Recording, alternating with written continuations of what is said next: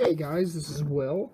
Today I'm going to be bringing you my top 10 favorite movies of 2015. Connor is not going to be joining me today. However, me and him are both going to be talking about the Rogue One trailer, which should be up sometime either late this week or early next week. We're gonna do a collab on that. I know that I've already put up something, but we're just gonna add on to it. He didn't give his thoughts, and that way he can give the bulk of the conversation. But yeah, so today I'm doing my top 10 favorite movies of last year. I didn't like them as much as previous years. 2014 was an incredibly strong year, as was 2012. 2013 was pretty strong. This was the weakest year, though, I think, since 2011. But there were a couple, though, that really stood out. Like, my two favorite movies this year, I like more than my number one movie from last year. And last year, like I said, I was talking about, or not last year, but 2014. And 2014, like I said, was a really strong year, at least in my opinion.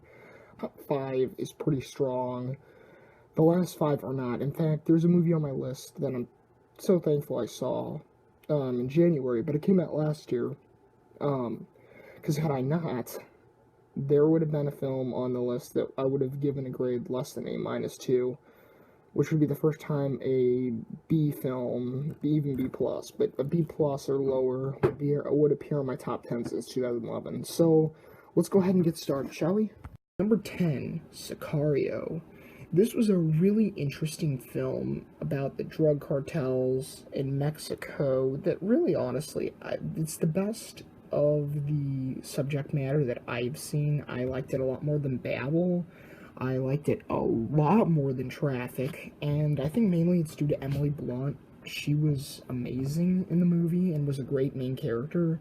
Benicio del Toro was amazing as well. Josh Brolin was pretty good. He did feel definitely far overshadowed by the other two, but he was still really good. I mean, the dude's a great actor. The rest of the cast did their job. I really like the young guy, Daniel Kaluuya or something like that. He was the best friend or whatever of Emily Blunt, and I really liked him. I thought he did a great job. I'm excited to see what he does in the future. Number 9, The Revenant. Here was a movie that I respect more than I like. I obviously still very, very, very much love this film for what it was. It was a very beautiful film, to say the least. The cinematography, the production and costumes, the music, it was all great. Emmanuel Lubezki did a great job with the cinematography, just like he did in Birdman, Gravity, and Children of Men, and a couple of the Harry Potter films, and The Little Princess, and etc., etc. Leonardo DiCaprio was amazing. He did a great job. I ironically don't think this is the best performance of his career, but he deserved the Oscar nonetheless. Tom Hardy was amazing. I actually thought Tom Hardy was better. It was great to see him get an Oscar nomination as well. And while I do think this movie definitely pales in comparison to Gonzalez Iñárritu's previous film Birdman, I do think this was still a very, very, very good film. I'm excited to see what he has coming forward. Number 8, Ex Machina. This is honestly maybe the film I respect more than any other film released this year. Oh my god. I love the fact that basically the whole movie is basically one house, 3 actors, technically 4, but the 4th never speaks a word. Any effects used were all practical. It was an amazingly awesome movie. It was like if you took I feel like if you took Basic Instinct and mixed it with some sci-fi elements, like that's what it was. It was just really good. It was very well written. Oscar Isaac stole the show. Alicia Vikander was amazing as well. It was a very fun movie, and anybody that's not seen or heard of the film, you need to. It's worth your time. Number 7 is The Martian. Here was a film that completely convinced me that Ridley Scott is truly one of the best directors of all time. I'm a huge fan of his, my favorites being Gladiator and Alien, and a couple other ones. I know a lot of people did not like some of his recent films. I, for one, really liked Prometheus, and I, for one, absolutely loved Exodus, despite some of its problems. I thought it was a great movie. This movie was great, though. And I think for people that thought he was losing his touch, this convinced them he wasn't. For others, it convinced us, yeah, he's an amazing director, but we already knew that. This is probably, I think, Matt Damon's best performance of his career. It was really just that good. He was incredible in this movie. Jeff Daniels, in the scenes he was in, he was great. Kristen Wiig, in a more dramatic role, was really good. I mean, the rest of the cast was Michael Pena. Michael Pena is amazing, though, in literally everything he's in. I mean, it's Michael Pena. This dude, he's nailed playing the goofy, but yet really smart, or really good at his job guy. But yeah, I really liked it. I did not like it more than Interstellar, be it I think it's better than Interstellar, if that makes any sense. Interstellar, the ending ruined it. Or not ruined it, but it definitely took the movie down several notches. Regardless, this was a very, very, very, very, very fun movie. It was very awesome. It was fun to watch. It was funny. Not a comedy, though, but whatever. Oh, the Golden Globes. Number 6. This will be one of two controversial films. This one not probably as much as the second one that will be up. But it's Avengers Age of Ultron. I know a lot of people thought this one definitely was not nearly as good as the first one, and while I do agree it's not as good, there were things I thought it did better. First of all, I love the darker tone they went with in the film. I think this is where Marvel needs to stay. Get away from the jokes. I don't mind a couple jokes here and there, but they're turning them into comedies with the likes of Thor 2 and Iron Man 3 and even Captain America the Winter Soldier. I don't want to see that, and I really like the tone with this one. I thought Ultron, played by Jimmy Spader, was a very good villain. I thought he was definitely... He met expectations. I thought he was really, really good. Vision was the one that stole the show, surprisingly. I thought that would be, like, the killer of the movie. The thing that might put it down a bit. But no. Paul Bettany's a great actor, and he did a great job. The effects are great. I even loved the Hulk Black Widow storyline. I actually really did. I also, for one, probably my favorite thing about the movie was how it made the characters that were not utilized much in the first Avengers and made them the main characters. Basically Black Widow, Hulk, and Hawkeye. And I really liked Hawkeye's sort of backstory as well, and his little speech he gives to Scarlet Witch is awesome. Number 5, The Hateful Eight. This is definitely widely considered one of Tarantino's worst films, but I, for one, actually would rank it probably near the top 5, maybe even at number 5. I don't like it as much as Pulp Fiction. I don't like it as much as Django Unchained, or Reservoir Dogs, or Inglourious Basterds, but I did like it more than Death Proof. I like it more than both of the Kill Bills. I definitely like it more than Jackie Brown. I don't really like Jackie Brown, like, at all. I think it's his worst movie, but that's just me. What made this film so awesome was I love the setting. It's just such a beautiful setting, and it's a very entertaining movie. It's over 3 hours long, and I wasn't getting bored. It's just these people sitting in a cabin in a Western setting with their thick Western accents and their long hair and their beards, and it's just awesome. It's like, I don't know, it was really fun. It almost felt like an old folk tale or something like that. And I think that's kind of what Tarantino was going with. I know a lot of people didn't like how, it was just Clue Western with Tarantino, but I thought it worked. I liked it. I, for one, found this movie incredibly enjoyable, and I'm very looking forward to buying the Blu-ray when that comes out. Number 4, Mad Max Fury Road. This was the film that I don't even know what to say about this film if it hasn't been said. I don't like it quite as much as some people did. I didn't think it was A plus revolutionary, but I did think it was very, very, very good. I did love it, for sure. I thought Tom Hardy was a great Mad Max. I did have some problems with it. I hated the whole old women thing. You know, it was stupid. I think certain things about the film were definitely overrated. I thought that the villain, well, I thought he was cool, and Hugh Keen's Beery or Byrne or whatever, however you pronounce the guy's name, the dude who played Toe Cutter from the first one. I thought he was not as good as some people said. I was hearing people saying, oh, he's as good as Darth Vader. No, he's not. Darth Vader is the greatest villain of all time. He was pretty good. I wouldn't say he's even on Bane's level, but I also love Bane, so there's that. But I loved the action of the film, obviously, goes without saying. I loved the practical effects mixed with the CGI, because both were amazing. I really loved, too, how much heart the movie had. It really had a lot of heart for a movie that's kind of just bad crap crazy. For lack of a better word. I mean, you have a guy who doesn't have a face, who's playing a guitar that shoots out a flame. It's a flamethrower guitar. That's pretty awesome. I would have to say this is the best of the Mad Max movies. Obviously, the second best is The Road Warrior. It's close, though. I do love The Road Warrior. I do think Mel Gibson was better in the role, but I don't think Tom Hardy was bad by any means. I love Tom Hardy.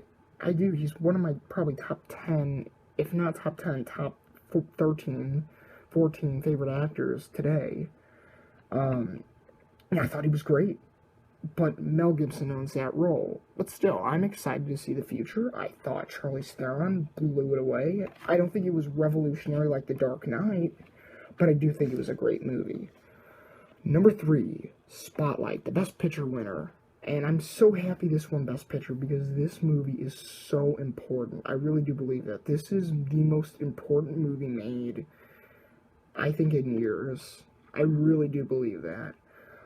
It deals with something that's going on today. And I'm a Christian. I am. Not really going to talk religion and politics on this channel, but I am a Christian, and I have to say, what they have done in the church, the Catholic Church, is just flat out wrong with some of the fathers across America.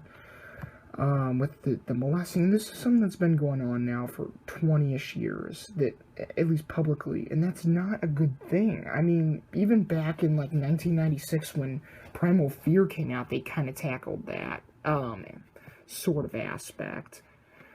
Not nearly in the same way, though. This movie is a true story, and not only do I love how important it is, I also love that, excuse me.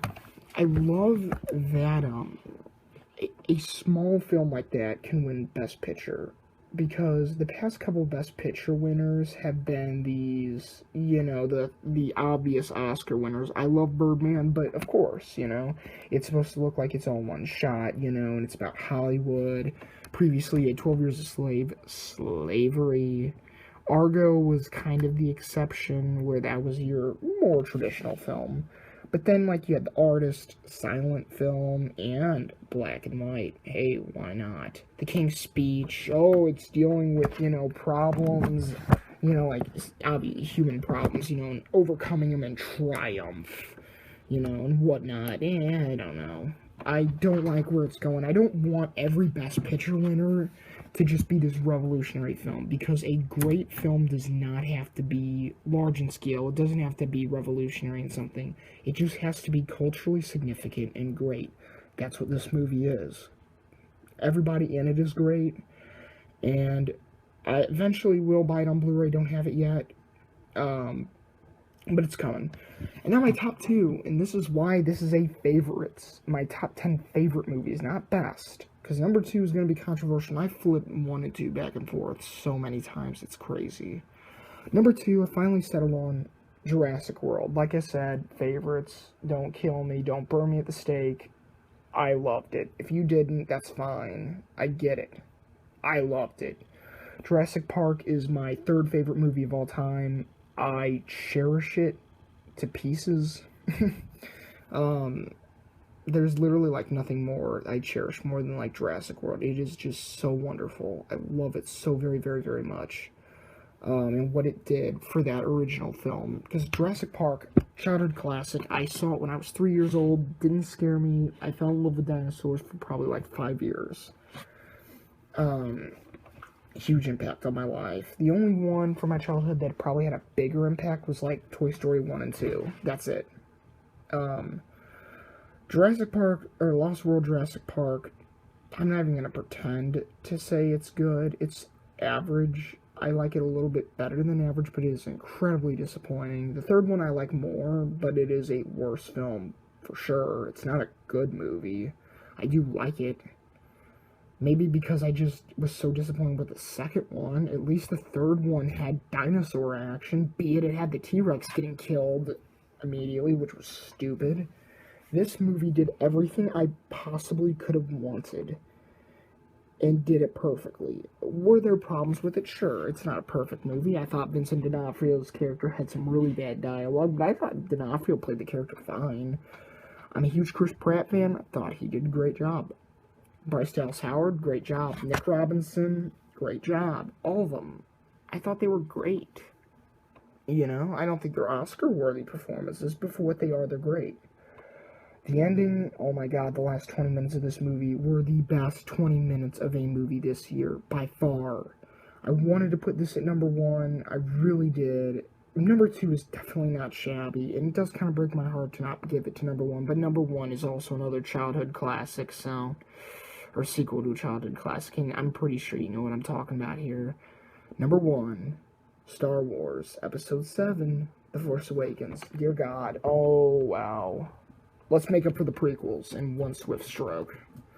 Literally, I could tell this movie was going to be great from the first scene of the movie on Jakku, and like that awesome shot, so Saving Private Ryan-ish, of the stormtroopers landing on it and taking down the rebels. Not like the Rebel Alliance, but like the rebels on that planet. You know, like the scum, bounty hunters, etc. Oh my god, I love this movie so much. I didn't think I would like it more in Jurassic World after I saw Jurassic World. Especially after I saw it 4 times in theaters. And was like, I still love it. So there's no way Star Wars is going to be better. I saw Star Wars 4 times in theaters as well. My favorite movie of all time, which I'm not going to disclose here, because I'm planning on doing my top 25 or whatever favorite movies of all time in a future video, but that movie I saw 3 times, be it at the time it came out. I was just starting high school, and like I didn't have a job and I couldn't drive, so that's why. I mean, had it come out now, yeah, I would be, you know, just head and shoulders and heels and everything over seeing it 10 times in theaters. To give you an idea, me and Connor are both seniors in high school, so if you want to leave your predictions, all 5 of you right now that watch my videos, or our videos, excuse me, go for it. But, yeah, I love this movie because, first of all, it's just great, but, like, if you're making a sequel to the original trilogy, you have to tread lightly because it ended so well. And I think they did. I thought Harrison Ford actually did give an Oscar-worthy performance. I think it's his best performance today as Han Solo. I love Daisy Ridley as Rey. She was great. John Boyega was great.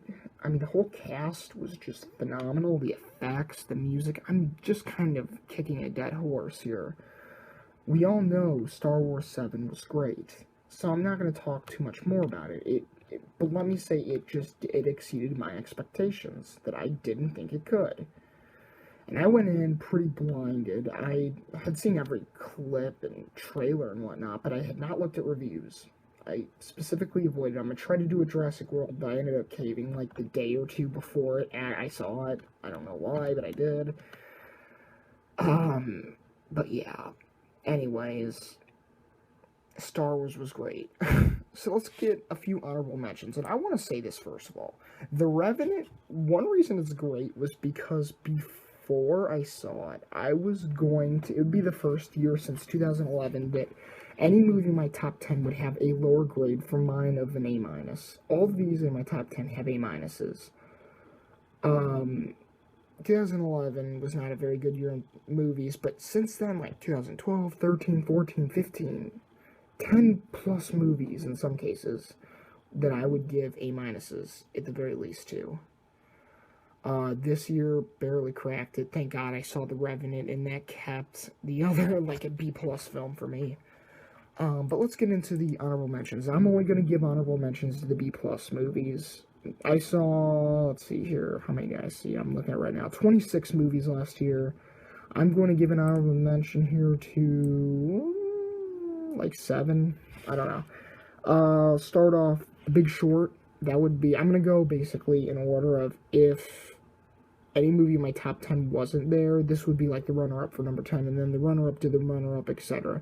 So The Big Short, I found it kind of interesting. I really enjoyed it. I thought it was a very well-made movie. Christian Bale is my favorite actor of all time. I thought he did a great job. Ryan Gosling, Steve Carell, they all did great. It was a little boring, and that is what killed it for me, because I don't get the whole jargon they're speaking. But other than that, I mean, it was a great movie. It really was, and I really enjoyed it. If I had to describe it, I would describe it as Moneyball or The Social Network, but more Moneyball meets The Wolf of Wall Street. Next up, Pawn Sacrifice, a movie nobody saw last year. Thought it was very, very good. Tobey Maguire is a great actor. I do believe that. He's one of my favorite actors. I thought he was great as Bobby Fischer, who's a very controversial figure, to say the least. I thought that Peter Sarsgaard was great in it. I thought Liev Schreiber was very good. There was another guy who played, like, I don't even know what his character's name was or who he was, but he's like kind of a newcomer, I guess. He was really good. And it made chess interesting. I don't like chess. I don't play chess. I play checkers, okay? It's more simple. I don't like chess, and it made it interesting. It almost made me want to start playing chess, which is crazy. Steve Jobs, this was a movie that I think I liked a little bit more than I thought I would. Mike Fassbender was the main reason he stole the show. He actually made me kind of like this character. I do not like Steve Jobs in real life previously. I thought he just seemed, I don't know, kind of jerkish. I don't know, just weird. But if he was like how Fassbender portrayed him, I have a newfound respect for him. I felt bad for him at times. I saw through his eyes at times, and I think that's great. Aaron Sorkin was the writer who did Moneyball and The Social Network, and he did a great job. Surprised he didn't get nominated for an Oscar. Jeff Daniels was great in this one as well. Sinister 2, a movie nobody liked but me. I really enjoyed it. I loved the first one, so of course I liked this one, I guess. Well, not necessarily, of course. I liked it. It was Children of the Corn meets Sinister, and I enjoyed it. Scary? No, not at all. Enjoyable? Yeah, I really liked it. The Gift? This was a very original film. I've always liked Joel Edgerton. I've always found him very underrated, and it was very nice to see the guy, kind of breaking out of a shell, getting mainstream here and directing. And he did a great job, so I'm excited to see what he's got lined up in the future as a director. Jason Bateman was great. Rebecca Hall, who's like my favorite actress right now, she was great. It was very well made, very good movie. Inside Out, didn't like it nearly as much as most. There were just certain things that just ruined it for me. I couldn't stand the character of sadness, and joy kind of irritated me at times too, but the movie had so many brilliant moments that it did give it a B+. Possibly upon future rewatches, I might give it an A-, just because I might have had high expectations. I can't remember. That said, it was so enjoyable. I mean, it was still, even for being disappointing and having some characters that I didn't care for, it was still really good. I liked the character of Riley. Disgust and anger totally stole the show, and I am looking forward to seeing it again, and hopefully liking it more, because I want to like it more. It at least was a very likable movie. I mean, I'd rather watch that again, honestly, than Sicario, or even probably The Revenant. Ant-Man, I've got to give the highest honorable mention to that. Not saying it would be my next in line, I'm just saying, because I totally thought that it was going to fail. I totally thought it was going to suck. I totally thought this was going to be the fall of Marvel, at least their first failure. My God, was I wrong. It was so original. It actually felt different. Thank you, Marvel. You can feel different. That was as good of an Ant-Man movie, I think, as you could ever possibly get. But I gotta say, bravo. It was very, very good. I love how it had a different feeling to it than any of the other Marvel movies, and I liked how it had heart. It kind of reminded me of the Sam Raimi Spider-Man trilogy a bit. Like, I like the whole, there was, I think, one of the main slogans, or not slogans, but, taglines for the film was, like, something about, size of your heart doesn't matter, or something like that. I don't know. I really liked it. It was touching, and not dark, but touching, and I loved how they did that. It was very good. And my final honorable mention is going to be Kingsman: Secret Service, another movie everybody loved. I didn't love quite as much. I did very much enjoy it. I'm curious to see Taron Egerton in the future. I thought he did a great job. I don't like Samuel L. Jackson very much, I'm going to be honest. I think he's a great actor. I just don't like him. But my favorite performance of his in a long time, for sure, Colin Firth was great. Michael Caine definitely wasn't. It felt like Michael Caine, grumpy, woke up out of bed. I don't know. It was cool to see Mark Hamill. It was even cool to see the guy from Pirates of the Caribbean, Jack Davenport, who played Norrington, Commodore Norrington. Yeah, he was pretty awesome in like one scene. Even the chick Giselle, I don't know the actress's name. I think it's Sophia Boutella. Something like that, off the top of my head, could be wrong. But anyways, she was really good. I really enjoyed this movie. Once again, it had some heart to it. It was pretty funny. It had some pretty cool action. And I am excited to see the sequel, see where that goes. Matthew Vaughn's a very good director. I love X-Men First Class. And I'm curious to see where he goes in the future. So anyway, guys, thank you for watching. I hope you enjoyed. Please hit that like button and subscribe for more. And yeah, Connor's video, I'm hoping he'll get his up. He's talked about doing a Walking Dead video as well, because the season's over now. So you'll see more of him. I know you're getting a lot of me right now. I just have had some free time. Believe me, probably there will be streaks of you're only going to be seeing him, you're only going to be seeing me, and then every now and then you'll get me and him. And that's just how, unfortunately, life happens and works, especially when you go to the same school and work at the same place. But, yeah, stuff happens. Anyway, guys, thanks for watching.